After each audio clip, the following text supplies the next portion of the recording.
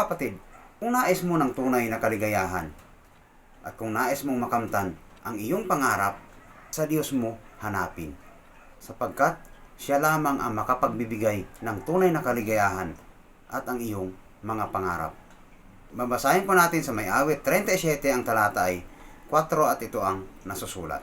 Sa Diyos mo hanapin ang kaligayahan at ang pangarap mo'y iyong makakamtan.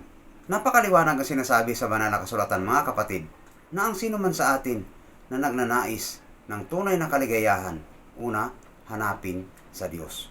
Sapagkat sa Diyos lamang matatagpuan ang tunay na kagalakan, ang tunay na kaligayahan.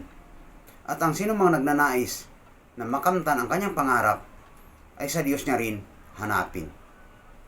Mga kapatid, sa buhay espiritual natin, wala tayong ibang pangarap na ating makamtan kundi ang buhay na walang hanggan. Kaya nga po, ang sino man sa atin na nagnanais na makamtan ang buhay na walang hanggan ay lumapit sa Diyos or sa Diyos hanapin.